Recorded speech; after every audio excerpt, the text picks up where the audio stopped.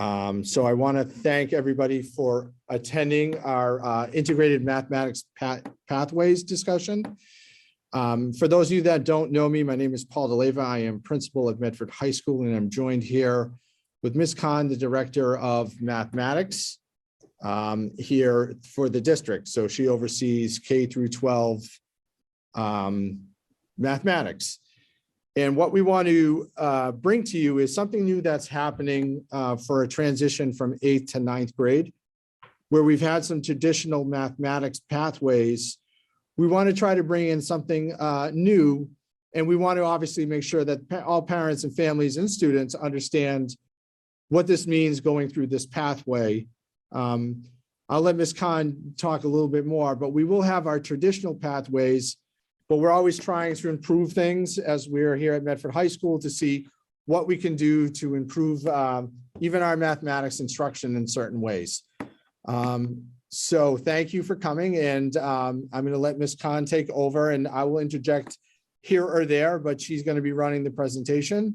So again, I appreciate everybody's attendance, and just so everybody knows, this meeting is being recorded because we'd like to kind of share it out for those that couldn't make it here tonight. So without further ado, I'd introduce Ms. Khan, the Director of Mathematics for K through 12. Hello, everybody, and thank you, Mr. DeLeva, for a wonderful introduction. I just want to start out by thanking everybody who made it here. I know it's not easy, it's evenings, it's cold outside, but you are here. So thank you very much. One thing to note is that I will answer any questions that you have at the end. Me and Mr. DeLeva, we both are open to questions. If you don't mind holding off to them or holding on to them until the very end of the presentation, just in case they get answered on the way, we will appreciate it. And so with that, we can move on to our first slide. And again, welcome to anybody who just joined us. So our very first slide talks about what are pathways in mathematics. So we are talking about traditional pathways that we have had at Medford High School. And then we are talking about the integrated pathway, which will be brand new only for incoming 9th graders this year. So when we talk about pathways in mathematics, we know that Department of Elementary and Secondary Education is our governing body as a public school. So we would like to take their recommendations and incorporate it as much as possible, to benefit our students. We have kept students at the center of it all, and we would like to continue improving, as Mr. DeLeva said, keeping them at the center of it, and keeping them at the center of all our decisions. So there are two pathways that Department of Elementary and Secondary Education, DESE, in short form, recommends. And what are they? Just simple definition is it's a sequence of courses. The main thing about them is that they're coherent. And I'll explain later in reference to a slide what exactly coherence means in mathematics. But when Department of Elementary and Secondary Education, which I will now from now on refer to as DESE, was putting together the pathways in 2017, they made sure that one course leads to another and to another without leaving any gaps in student learning, so that they're ready for college. So simply put, it's a coherent sequence of courses which gives all students access to math education in order to get them ready for future studies. Math pathways provide students with more equitable access to a foundational core curriculum and increase opportunities to pursue directions of interest. The pathways empower the students to choose what learning style works for them. While both pathways listed below start with the same basic concepts, the students can choose the courses in their later years at the high school, which align with their own interest for their post-secondary goals.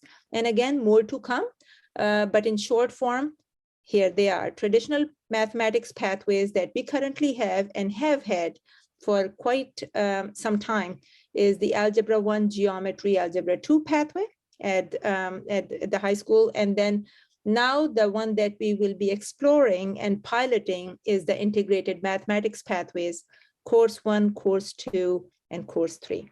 Mr. DeLeva, next slide, please.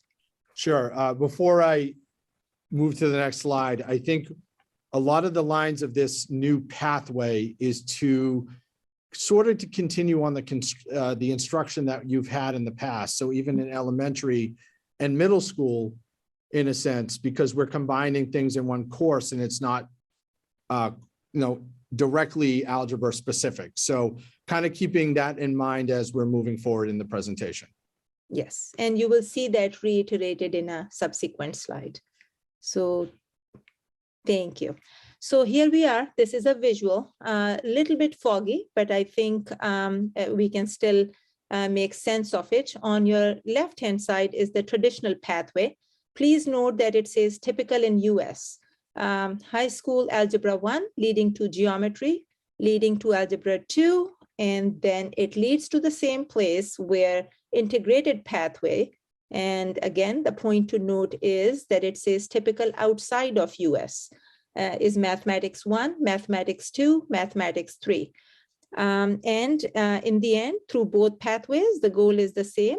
Courses in higher level mathematics, pre-calculus, calculus, advanced statistics, discrete mathematics, advanced quantitative reasoning, all courses designed for career technical programs of study. Thanks, Mr. DeLeva. Next one is, yes. So let's talk about, we have heard enough about traditional pathways, or we are familiar with them because we went through a traditional pathway. So the integrated mathematics pathway is basically reimagining the courses that were called Algebra 1 and that are called Algebra 1 Geometry and Algebra 2. We call them Math 1, Math 2, Math 3. In some cases, we call them Course 1, Course 2, Course 3. There's another name for it, Integrated Mathematics 1, Integrated Mathematics 2, Integrated Mathematics 3. And basically, they have taken, a Department of Elementary and Secondary Education has taken the strands, algebraic, geometric, statistical, that was first present introduced through Algebra 1 Geometry and Algebra 2 only. Now they have taken it and basically, distributed them slightly differently over the three courses, the sequential courses of Math 1, Math 2, and Math 3. They have not compromised any standards. They have kept them on par. It's just that it's a different distribution now. So spiraling a concept is really important because, and that happens very frequently in the integrated mathematics pathway as compared to the traditional pathway. It supports the continued practice of mathematical skills and concepts to help embed them in the long-term memory. So for example, a student will learn a concept in integrated math 1, that concept will come back in integrated 2 and will again come back in integrated 3, definitely in more advanced forms, but it's not like, okay, I learned geometry and then I'm not going to touch it during algebra 2, which is what happens in a traditional pathway. So one thing to note, which is why we want to explore the integrated pathways, is that it covers the same exact standards as the traditional pathway for Algebra 1 Geometry and Algebra 2. Thank you, Mr. DeLeva. So why? I think both Mr. DeLeva and I have reverted to it, but here it is. After 3 years of integrated mathematics, students will have mastered the concepts, same concepts that they would have seen in a traditional 3-year pathway. However, we expect students' problem solving and reasoning skills to be much stronger through this pathway, because here These skills, these reasoning and problem solving skills are more deeply explored, and the relationships among algebra, geometry, and statistical concepts is quite strong. So through the integrated math curriculum, students are challenged to solve tasks rather than simply focusing on mastering the algorithm. And you can probably see the connection. Why? Because it's spiraling. So it's easier to give projects, it's easier to give tasks rather than do this problem because it only has algebra 1 in it because you are only in 9th grade. Thank you, Mr. Tileva. Next one, please. All right, so we are here because we want to make sure that we shift away from the way math is traditionally taught, which is just a teacher is the giver and the student is the taker of information. We want to bring academic discourse. Students are discussing mathematics with each other, and having integrated mathematics pathway makes it easier for us. And so the importance of making connections in mathematics and forming a student's math identity is key to success. However, we must recognize if we are going to go after these two goals of students are being able to make connections from the previously learned material to the new one, and that they explore, they come up with their own math identity.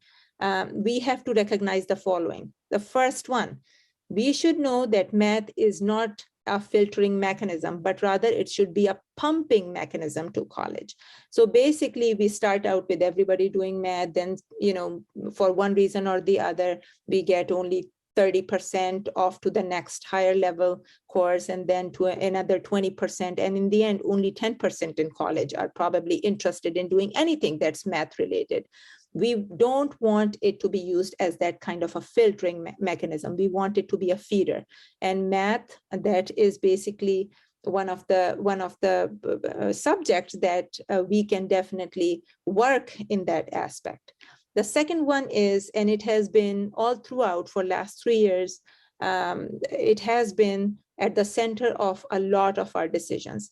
Depth is necessary. We need to build depth in mathematics rather than just touch upon every single concept and not understand it fully. Because when the kids go to college, when our students go to college, we want to make sure they're ready for that rigorous mathematics instruction.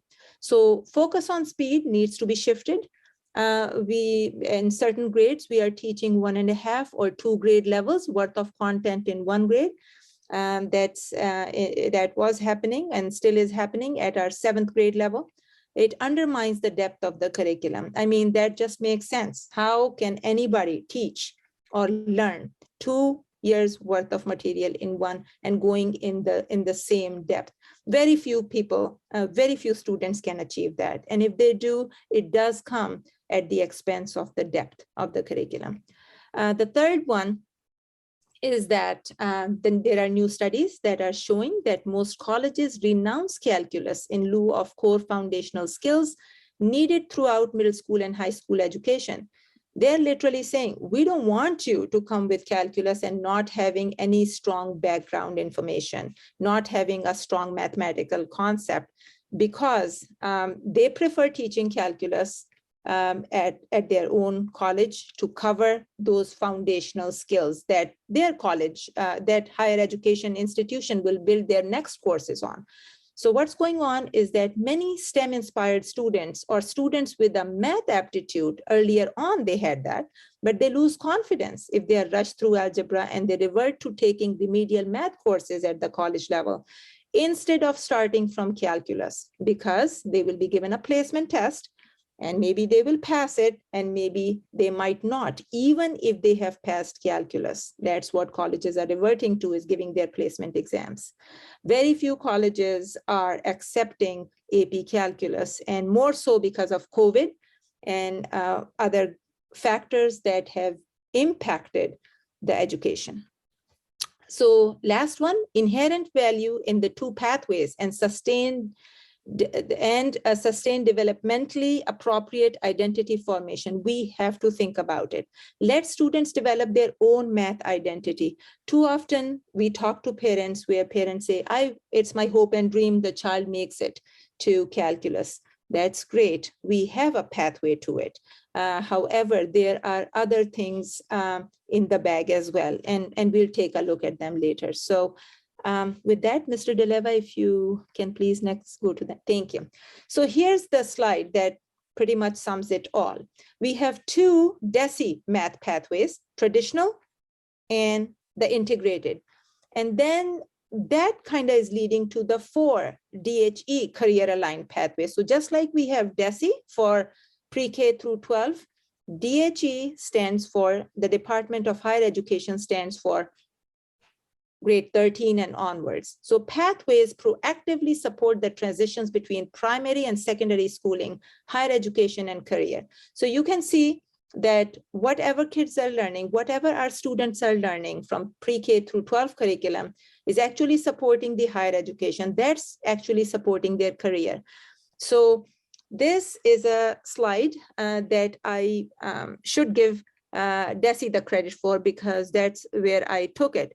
Math courses should always include grade level learning. Massachusetts curriculum frameworks, which we deliver at our public schools, we have to balance all 3 aspects of rigor.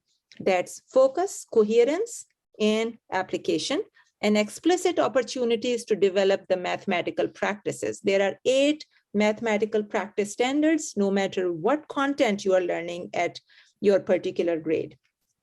One of them is modeling. There are many like attend to precision and whatnot. So it's important to keep that in mind, that students are able to practice those standards as well. They're able to model it, they're able to talk about it. And sometimes in a rush of things, that piece does not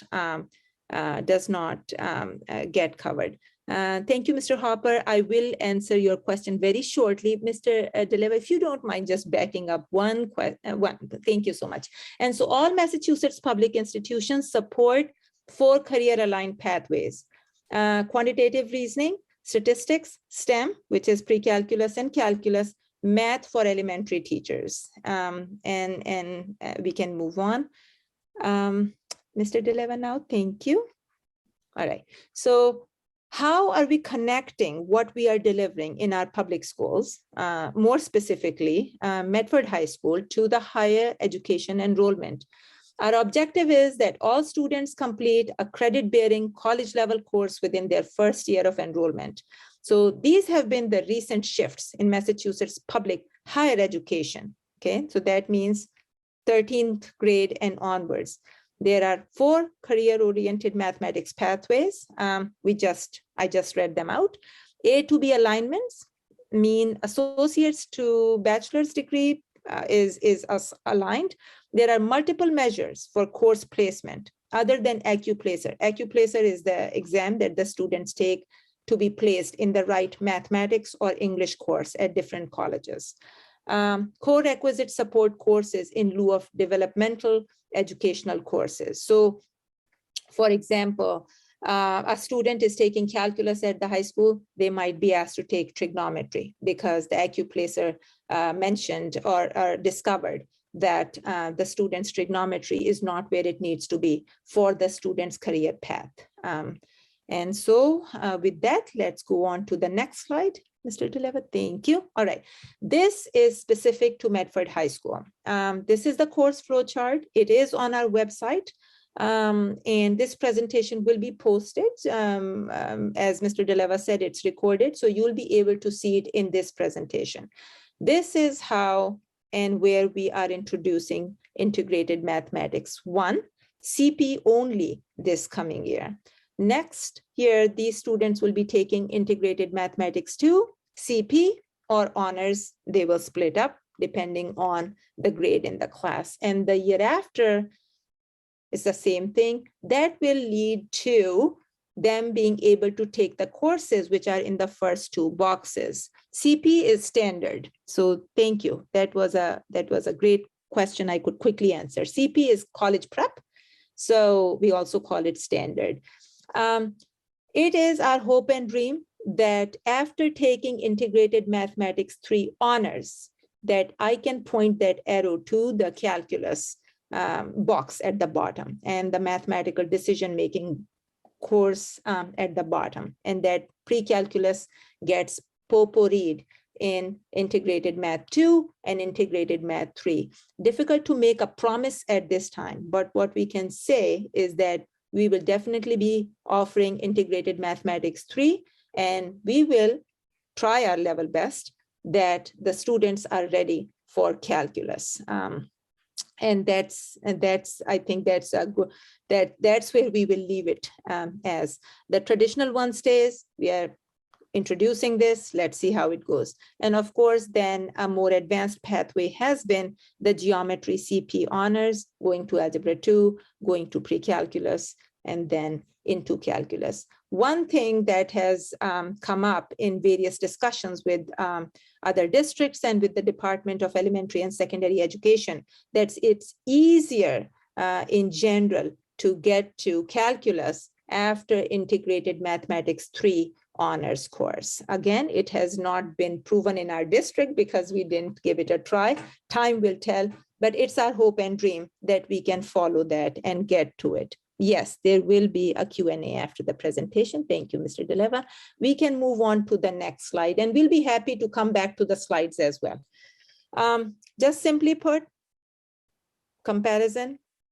There is basically the learning style, the teaching style comparison. But other than that, traditional fourth-year courses are open to the students the same way that they would be with the traditional pathway. Thank you. We can move on to the next one. Here is the course description. So if your child is recommended and you say, okay, the Integrated Math 1, in that course, students will study linear and exponential equations and functions. They will use linear regression and perform data analysis. That's the statistics piece. They will also learn about geometry topics. This is a change. Data analysis was there, but geometry topics were not there and they are not there when we teach Algebra 1. So they will learn about geometry topics such as simple proofs, congruence, transformation. Topics of study and course sequence are subject to change, of course, because we are piloting. And at the bottom is the standard prerequisite for the mathematics courses. Mr. DeLeva, I believe there might be one person in the waiting room as well. So, so this is the course description for course 2. We move on to quadratics. We talk about absolute values.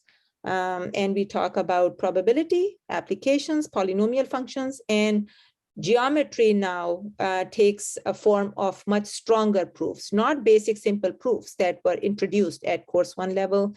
We will see trigonometry here. And again, we have this in our mind that if we need to change something, that you are aware that it'll be the first year, which is next year, not the school year 2022, 2023, but the school year 2023, 2024, that, you know, that'll be the first time course 2 will be running. So we just want to make sure that we all know that first year of every course is at times, you know, tough in many ways. It's challenging. Thank you, Mr. DeLeva. So subsequently, this is where Integrated Math 3 is. And you can now see that not just polynomial, we are seeing logarithmic, rational, and trigonometric functions as well, not just trigonometry, trigonometric functions. And then we go much more in depth with probability and with statistics. And again, the same cohort of students who has entered at the first year, which will be this coming year, will be next year, and then next year will be the Integrated Math 3 cohort. So these are the main points. Course 1, during the pilot year, this coming year, student placement is based on teacher recommendation and parental input. 9th grade course is a CP, which is a standard level course only. We were thinking if we introduce both honors and college prep at the same time. Teachers are still exploring it. We wanted to make sure they are able to prepare fully for a standard level class before we introduce honors. So this is why this year it's a college prep course only, but students can move on in that subsequent year if they get an A- to the integrated math course too at the honors level.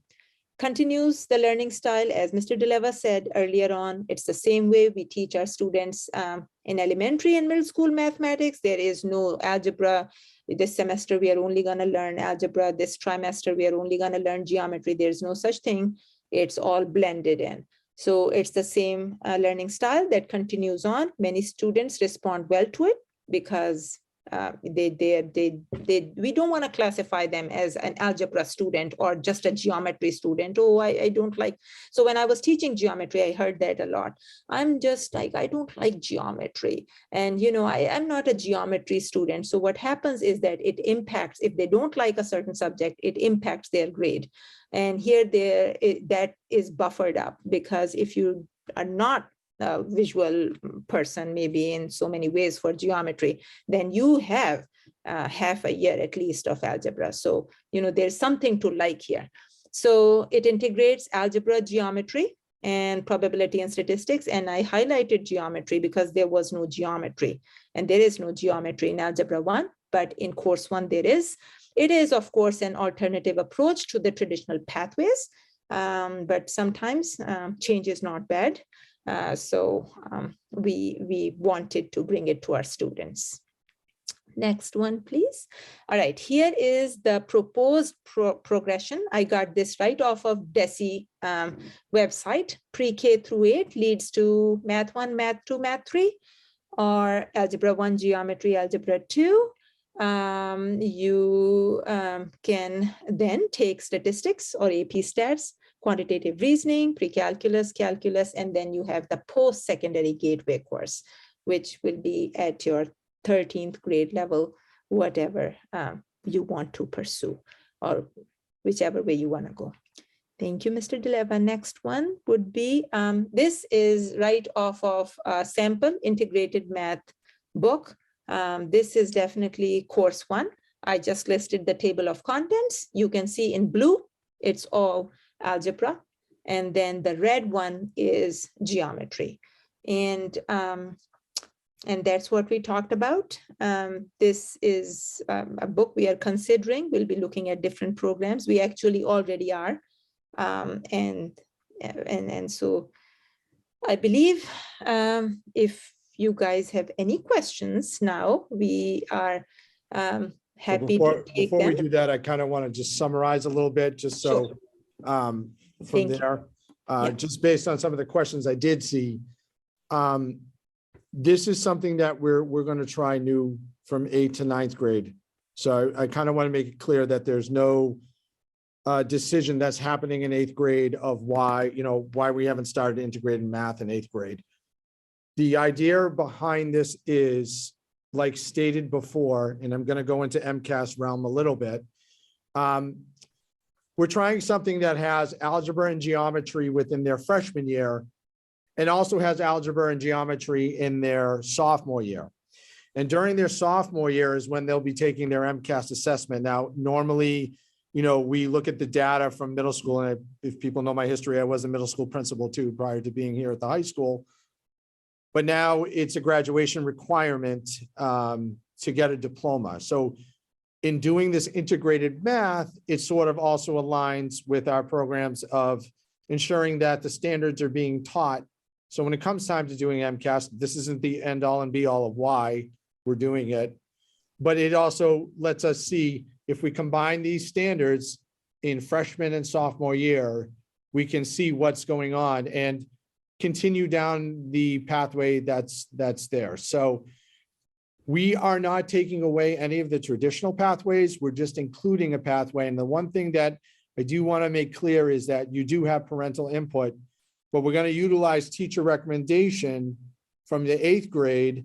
Then we're going to view, who's been recommended, and we'll be reaching out to families to see, what your thoughts is of you having your student or your child go down this pathway instead of our traditional pathway.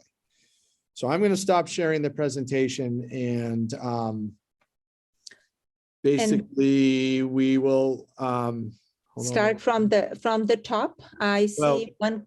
Yes, Mr. Dillon? So what I would ask is if you use the raise hand function, Yes. then I can unmute you and then we can continue going forward. So Ms. Hamilton, Miss Hamilton and Miss Moncada's question, I believe we answered. CP is college prep, which is. well, she might have another question. So All right, yes. And there are some in the chat also, so. yeah, I wanted but to we'll do acknowledge this and we'll try to hit the chat as well. that sounds So good. Ms. Hamilton, you have the floor.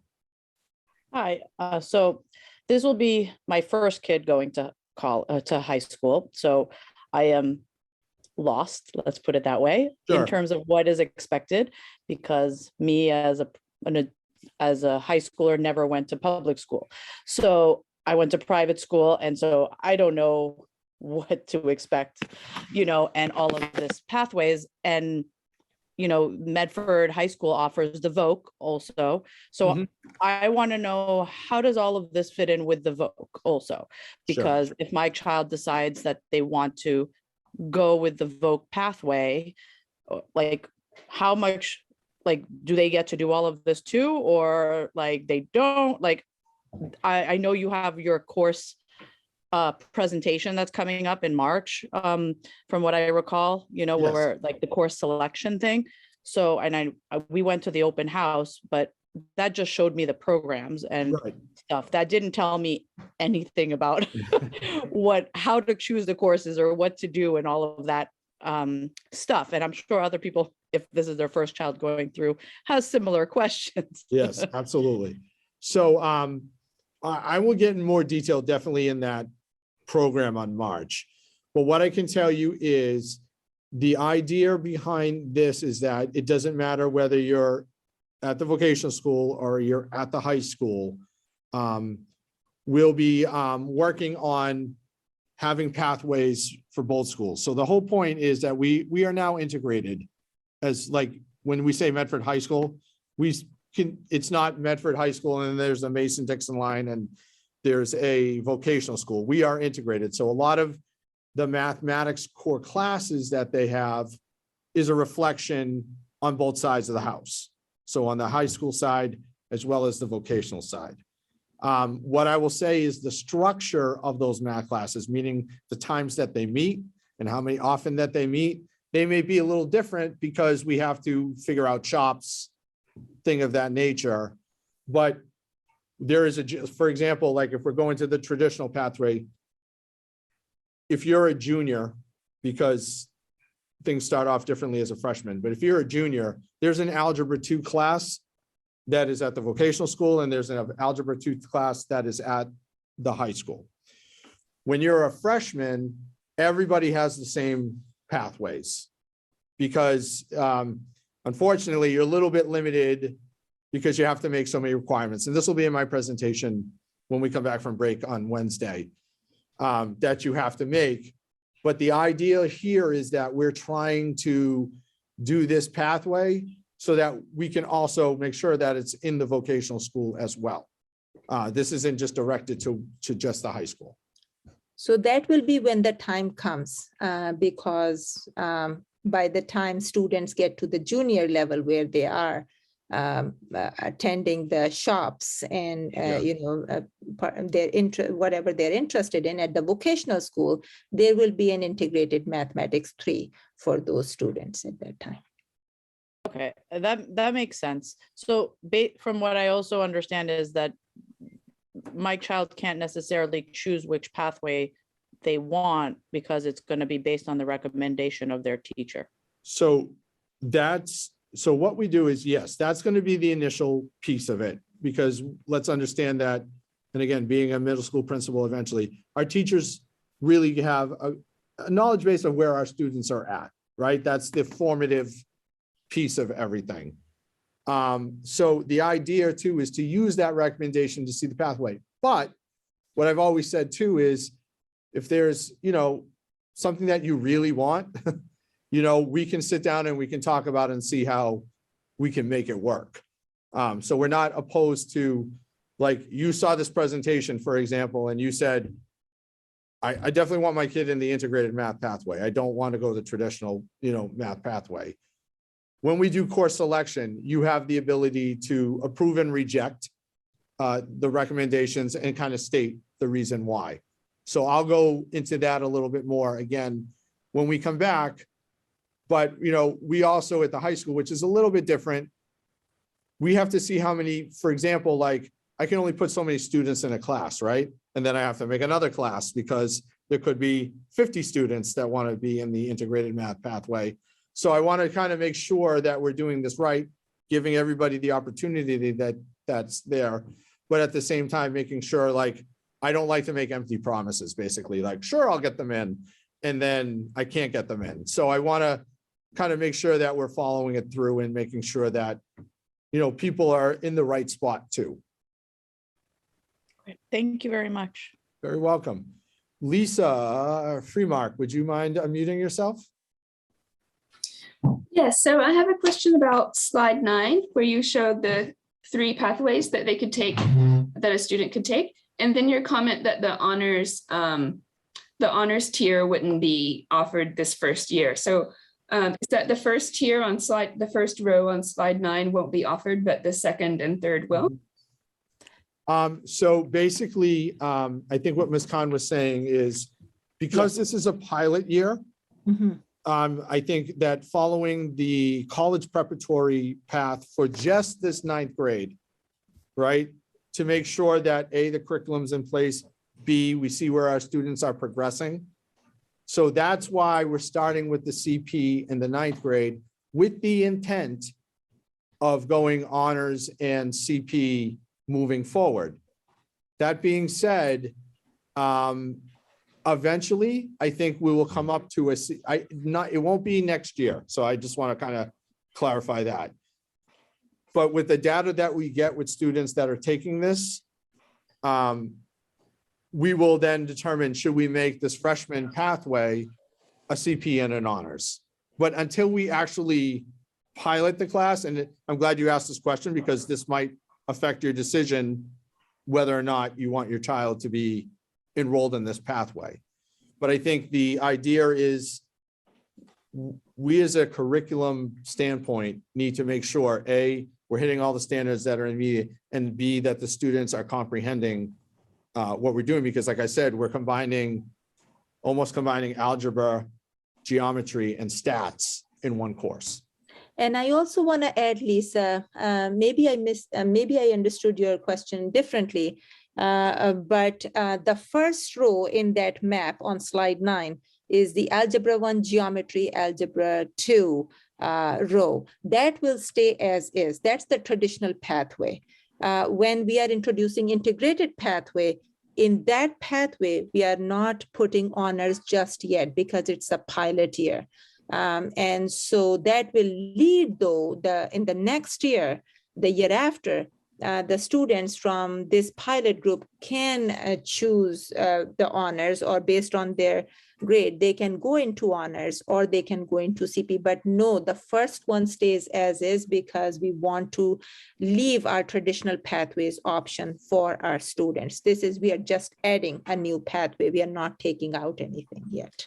I see. And so if a child is in Algebra 1 now in 8th grade, then they can go either into CP integrated math or into geometry? So if a student is in 8th grade accelerated math right now, is that what you had mentioned? Yes, that there are actually quite a few people are asking that question. So, and that's a great question.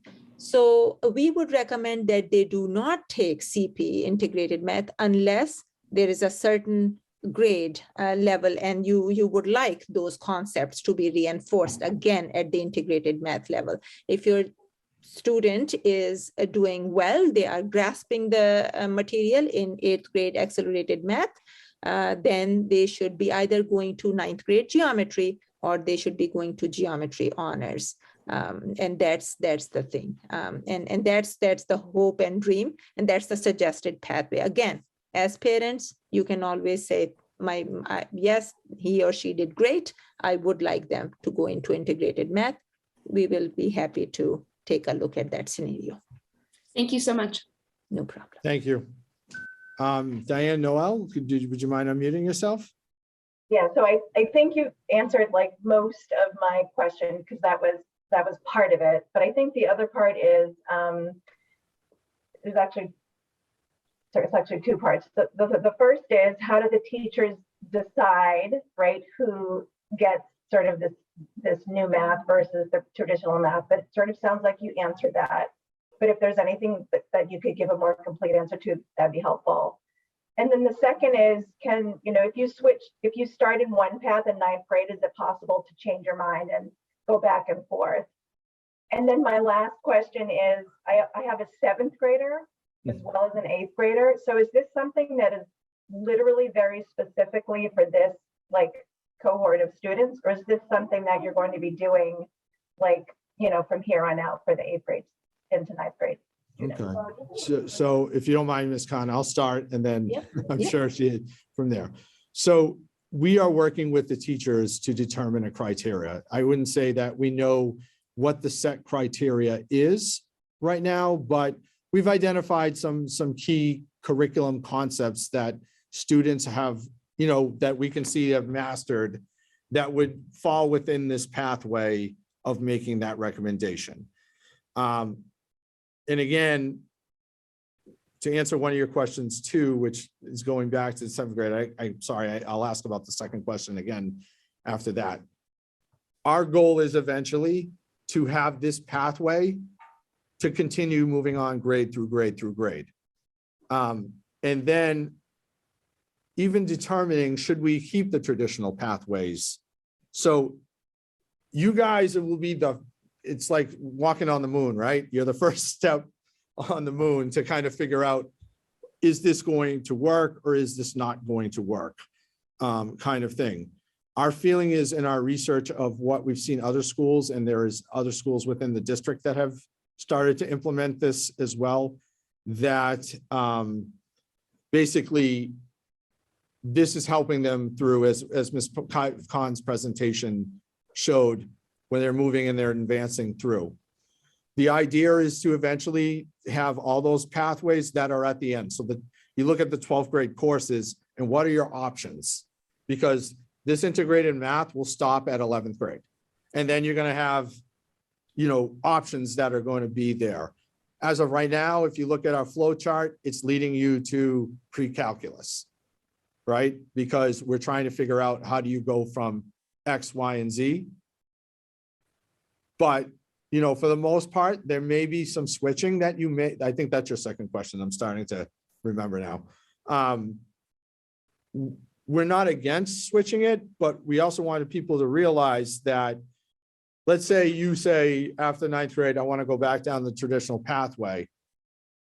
Well, you'll have a little bit of geometry concepts that are there, and you'll have some other things, but you'll be redoing geometry for a full year.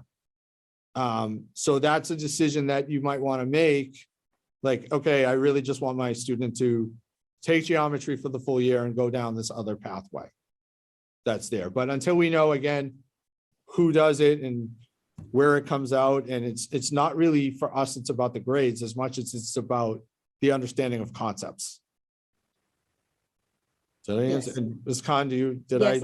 I just want to add 2 things. You did great. You did great. All right. One thing that I would like to add is that I think Mr. Deliver meant other schools in the state have done that, Yeah. Not the district. I'm So sorry, yes, other yeah, schools in the no. state. Yeah. no worries. So that is a reality. And the other piece that I would like to add too is that we don't say that's not the way we operate. For our students, we will do a lot. We will do anything. Our only request is that, as Mr. Deleva explained, that if we switch after 9th grade, that the parents also, as a parent, take a look at it and say, yeah, this is it's a slight bit of a commitment. Otherwise, the student will end up repeating. And it's okay to repeat the geometry concepts. Let's say somebody switched after course 1. Now, as Mr. DeLeva mentioned, there are some geometry concepts that the student has learned. But what about the gaps that have come from Algebra 1 that the student was going to learn in course 2, but now they're going to learn all geometry. So that is something that will be tricky to deal with. Now, we will try our level best, but it's just that it's in the making. So it's important to, talk to the student, think through it, and maybe if you have a friend or two in other districts, discuss it with them. My conversation with other district teachers and guidance counselors has been, there have not been too many cases of switching. So we are gonna hope that it doesn't happen, that the students like the way that it's being presented. So Ms. Khan, could you also just talk a little bit about the committee? Because I think people are wondering, Yes. what other districts, what have we heard from other districts and all that? So what happened? Thank you, Mr. DeLeva. That's a great point. So last April, we formed a committee.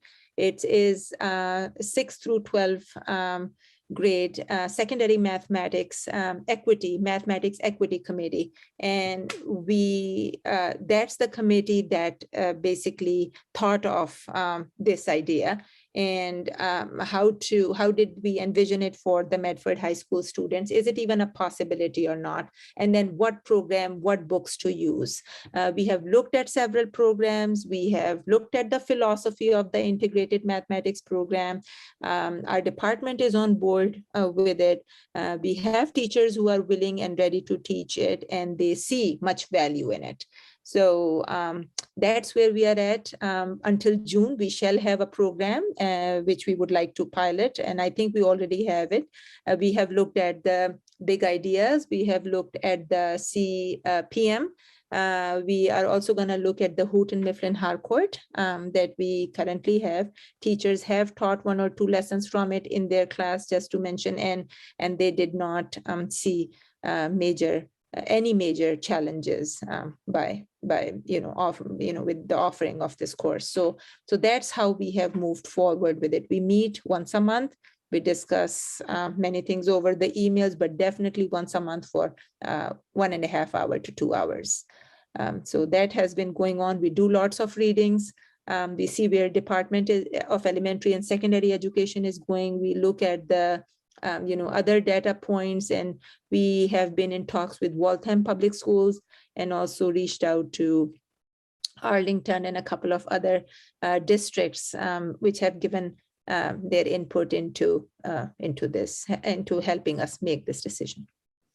And I'll say that in our conversations, my conversations with Ms. Khan as well, that some districts just kind of, I don't want to say dumped, but they said, okay, we're going to go straight to integrated math.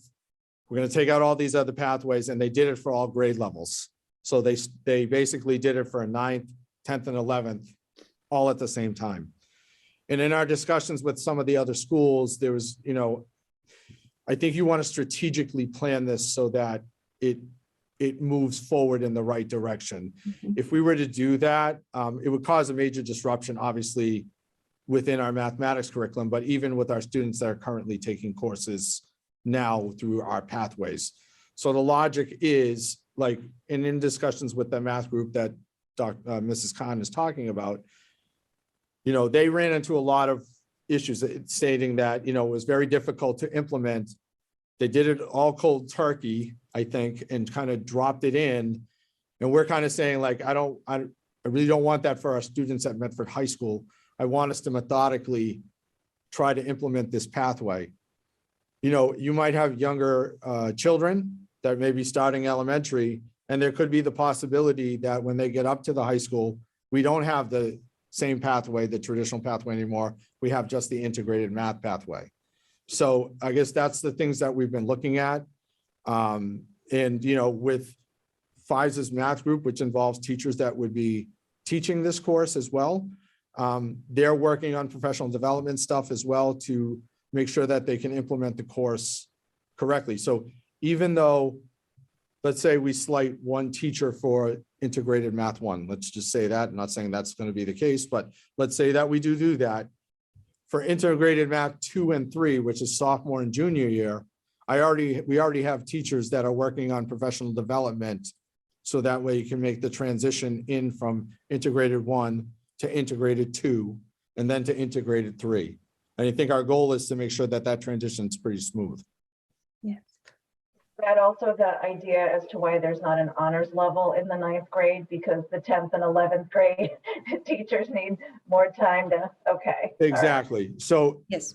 but what I'm saying is, and I guess you could say it's unfortunate, but I don't think we can implement the honors in the 9th grade. But then the next year after that, we can look at what occurred in the CP class and possibly have that offering.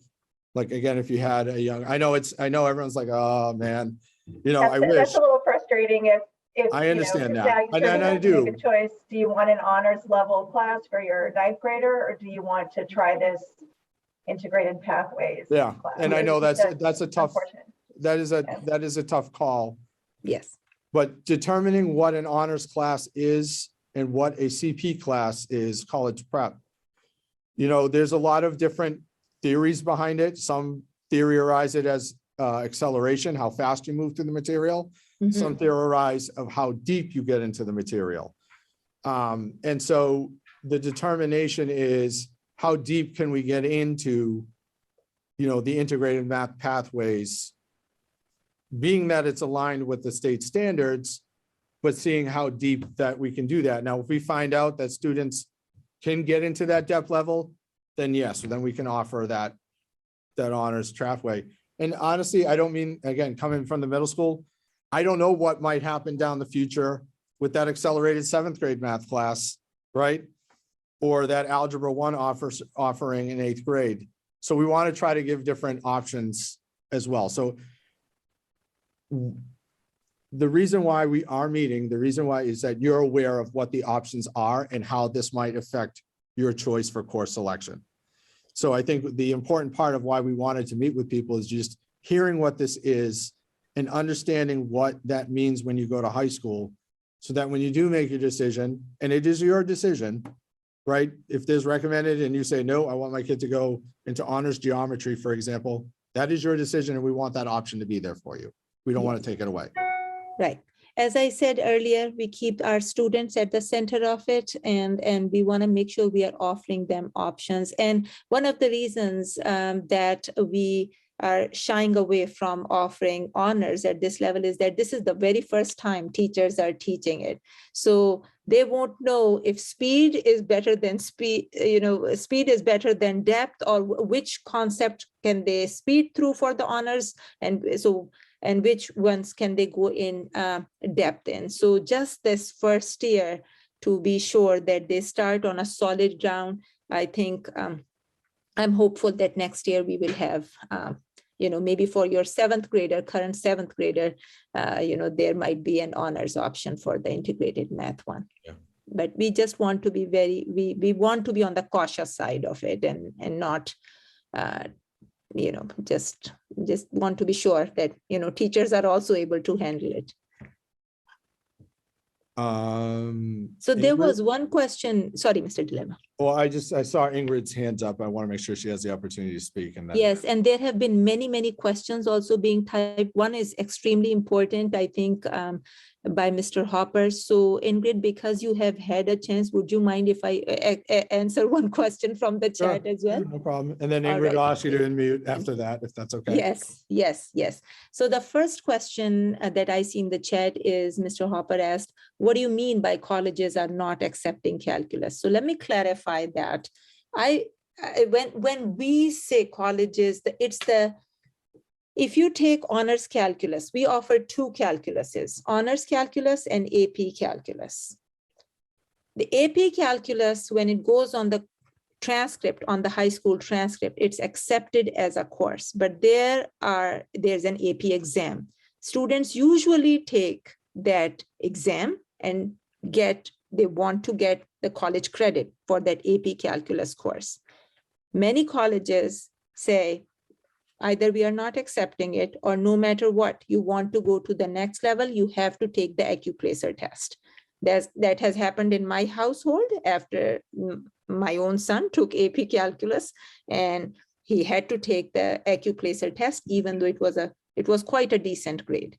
So colleges have been doing that for quite some time. And so I just wanted to raise that flag that sometimes what we think of colleges is not what they're going to accept. It's always important to keep that in mind and be on the cautious side for our children's sake. And that's what, again, we want to make sure that, yes, we say, all right, John, let's take AP Calculus, but sometimes it can be discouraging that I took AP Calculus. I got a 3, it wasn't a best day for me. I got a 3 or a 4. Sometimes colleges will say, we don't accept that. Even sometimes they will say, we don't accept a 5. We are not going to give you credit. Take calculus in your 13th grade level. So, and it has happened. It is a reality. And so just we want to be on the cautious side with that wish of ours. So I hope I was able to clarify that. They will accept calculus on the transcript as a high school course, as a rigorous course. But if we want them to give us credit, they can give us a tough time about that. Right. So, Ms. Moncada.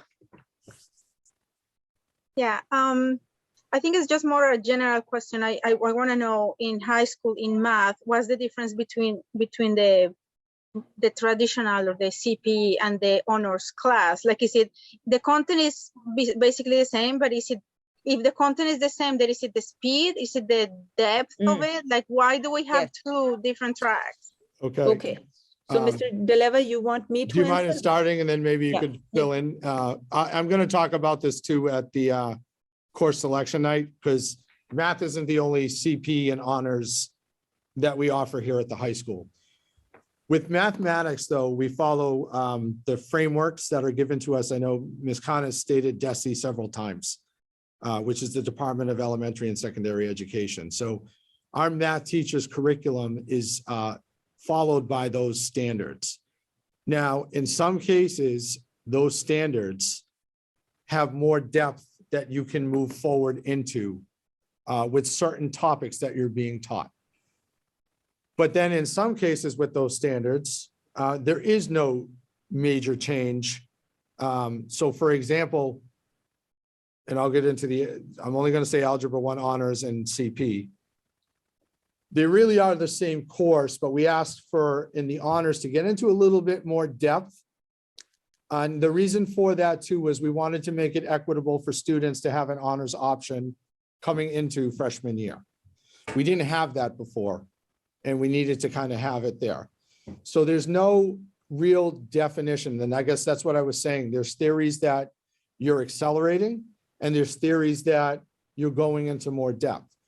Right now, currently in 7th grade, and again, I'm just putting my middle school hat back on.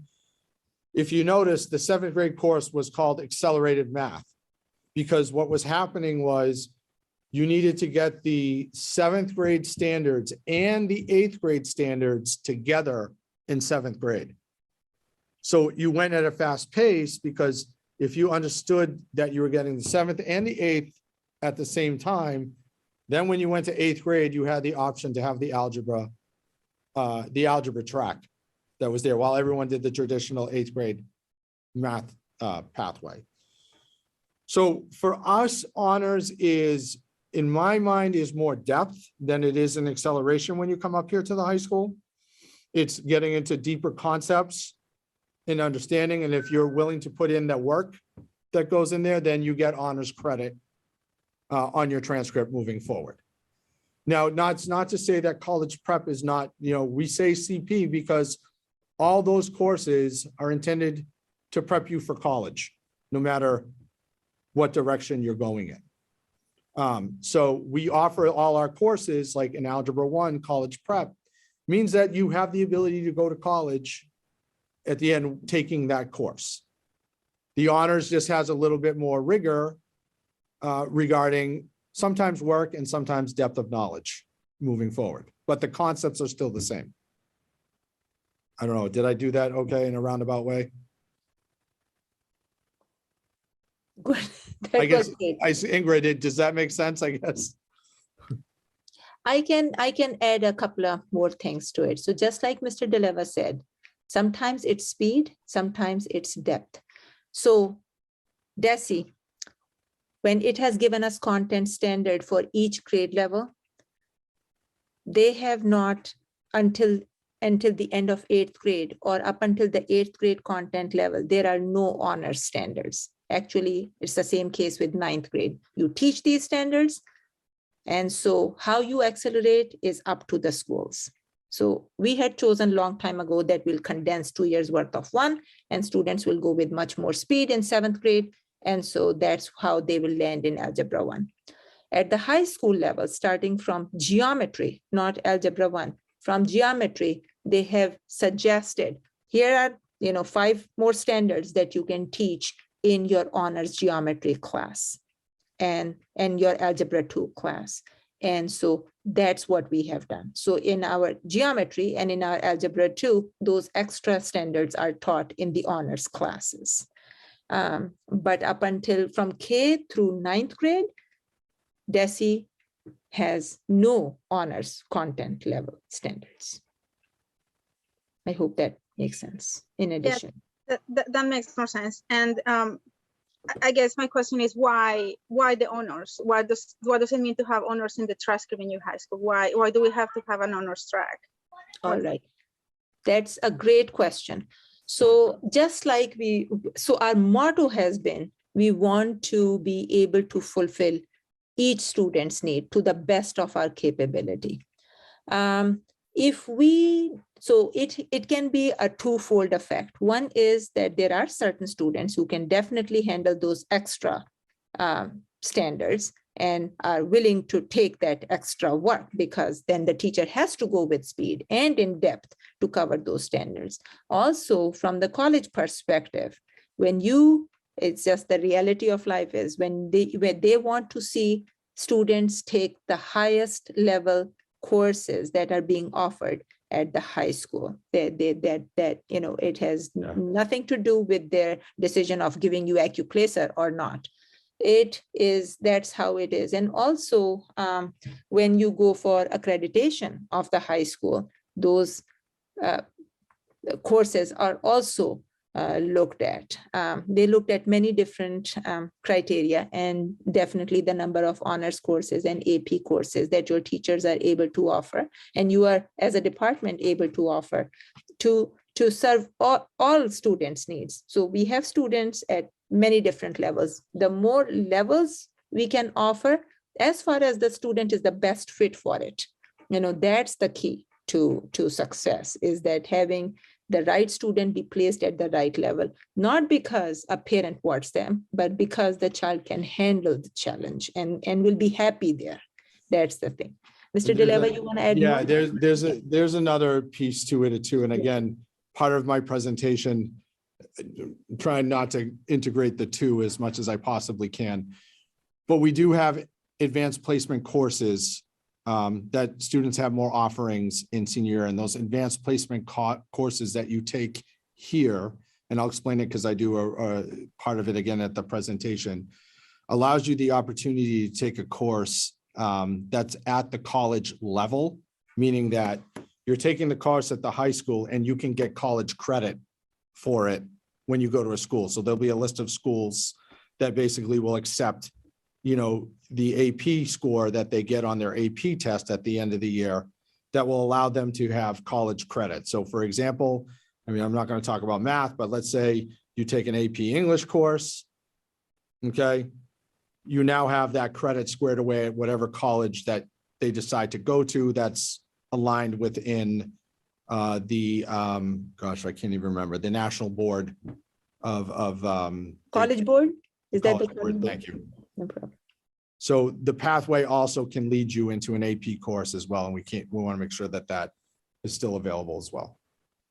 So I would, unless Ms. Moncada has another question, I would like to take a question from chat, please. Ms. Moncada, any questions? You're good to go. Okay, so Erica Wilson asks, how do I know what course my child is taking right now in 8th grade? So you can look at their transcript. I believe that will say it. Also, the guidance counselor can tell you. Most times students know themselves, and if they don't know it, then that's a good thing. The teacher is doing a great job in a way of not making it very apparent, but I believe your student shall know. Otherwise, the guidance counselor will know. Last resort will be the principal. They will definitely know. It's listed on their report card as well. Yeah. And I think there's a distinction between 8th grade mathematics and the algebra course that's in 8th grade. So if it says algebra in 8th grade, they're following the algebra track to move to geometry in high school. If it says 8th grade mathematics, then they'll be following, well, hopefully, we're talking about the new pathway, but normally the traditional pathway would be that they would start with algebra in 9th grade, while the students that are taking algebra in 8th grade will be starting in geometry in 9th grade.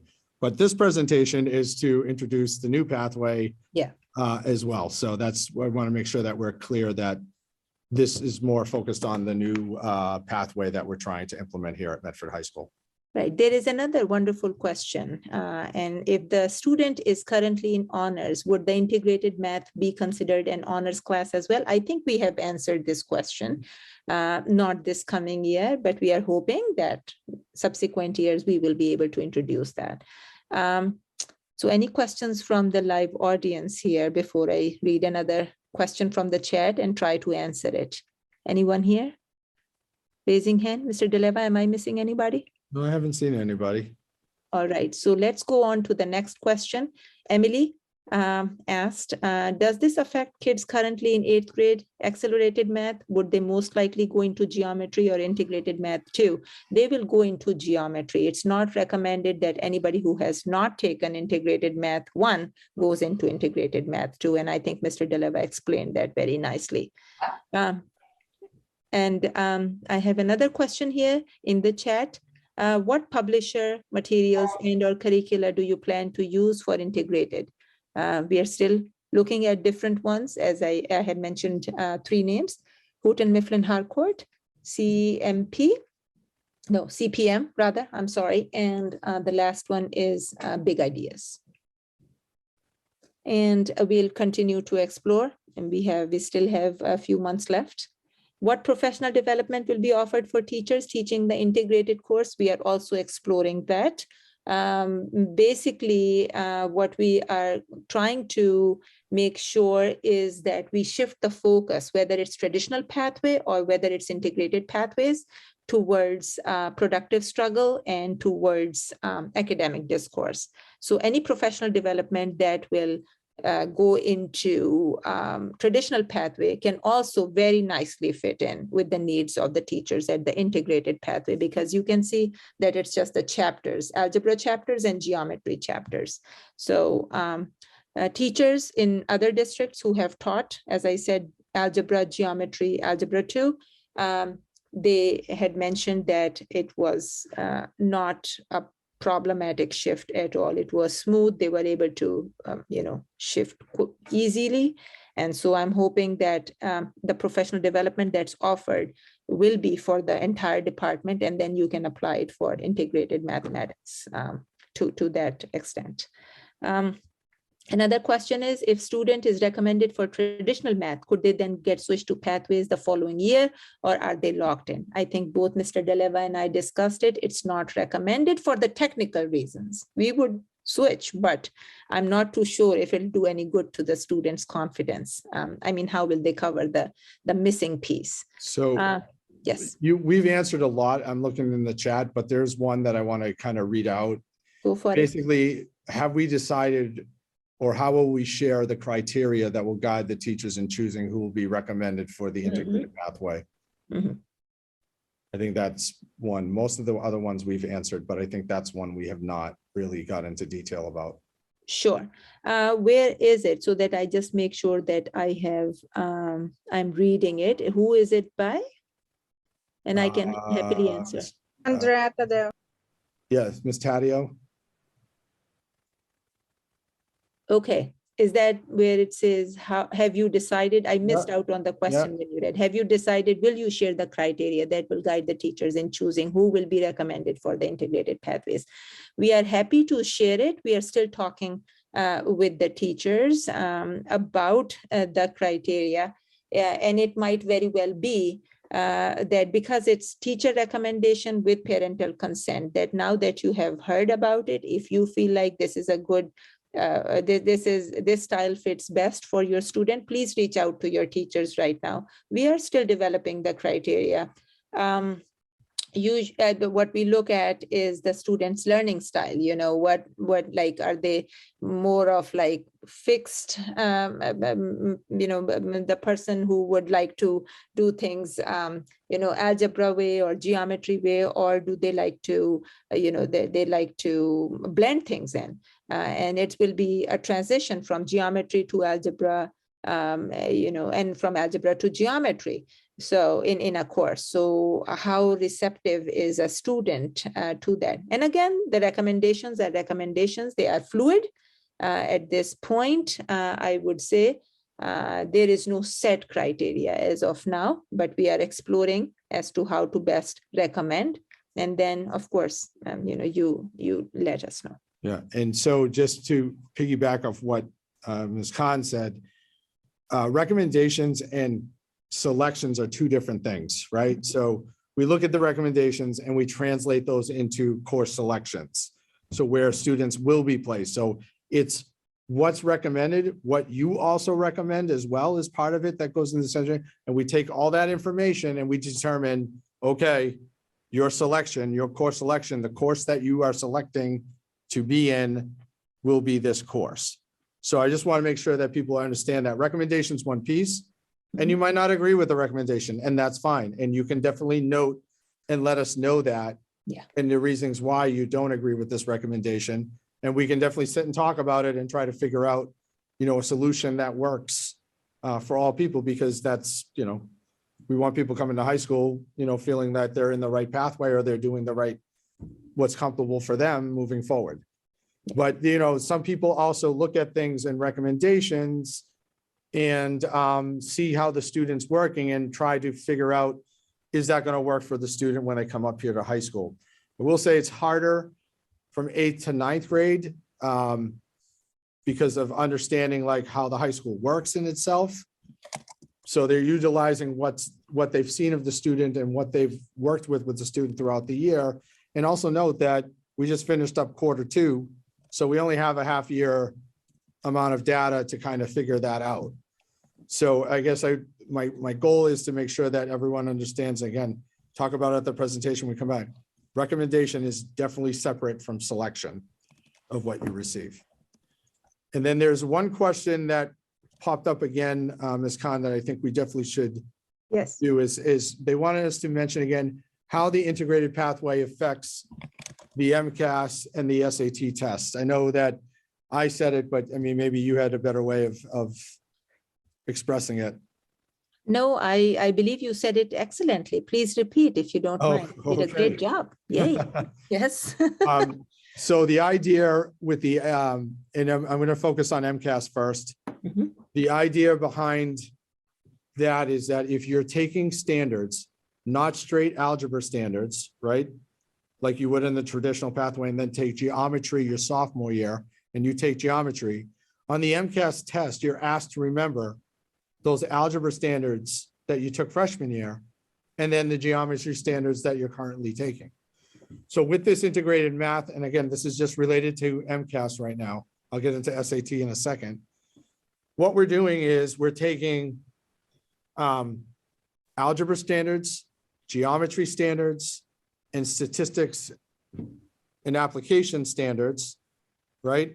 And we're putting it in one course, one, and then we're continuing it off in course 2, and then we're sort of continuing it off in course 3 moving forward. So now your child will have standards of algebra and geometry freshman year, and then also get geometry and algebra their sophomore year, so that when they take the MCAS at the end of the year, they have sort of a background knowledge from both years that's mixed in between. As we move to the SAT, I think that's where the prob and stats go. And I think even when, I can't remember off the slide of integrated math 3, but as you start getting to SAT, there are more math courses that are being filtered into that integrated math 3 that help with SAT. That's right. And also SAT also has strands from algebra, from geometry, from trigonometry, from all these different, mathematical strands and standards. And I believe students on SATs will be doing better, just like they will be hopefully doing better on the MCAS. And our hope is that we start going down this pathway, because we do MCAS analysis and we do SAT analysis all the time. So I think for us with this pilot program, it's going to be the first group that we can actually pull up data and see and compare. Okay, how did our integrated math pathway students do compared to our students that went down the traditional pathway? To me, if it goes bad, right, then we have to rethink about our integrated math pathway, right? Or if it goes bad the other direction, we need to rethink about, is the traditional pathway definitely the way to go? So I guess that's the part that you guys are in the pilot phase of us also doing our analysis, which again is your choice whether or not you want to do that. So that's why we didn't just blow up and have this meeting and say, by the way, what you were used to is now gone. And now you have this way to go to math. We really wanted to make sure, make sure that there's a gradual increase and see with data. We use data a lot to make our decisions. Yes, and there was the name over here says Nan K, so I believe the person is gone. I have entered the answer to their question in the chat. If someone can kindly take it to them, if you know who Nan K is, I'm assuming it's somebody Nancy, but I could be completely wrong. Please take the answer to them and let us know if you have any other questions. Otherwise, we can say good night to all of you and thank you for attending. And if you have any other questions, you can send it to Mr. DeLeva's way or my way, and he can forward it to me or vice versa. Emily, it looks like you have your hands up, so I want to make sure that. Yep. Sure.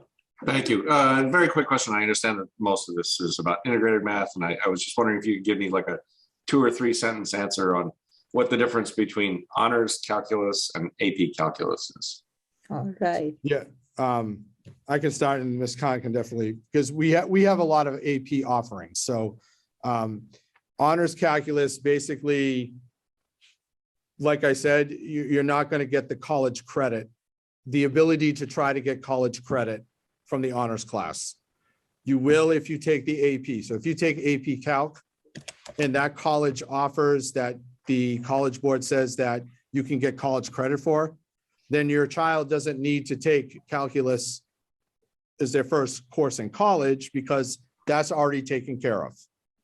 So provided of course the college accepts it, which that's it. Oh, so that's you're right. So that's the piece that's there. So in my presentation, when we come back, I do the road to AP night on top of the 8th grade course selection night to talk a little bit more about that, because the College Board has, and I want to say it's an extensive list. It's not just a select list. There's an extensive list that subscribe to the College Board.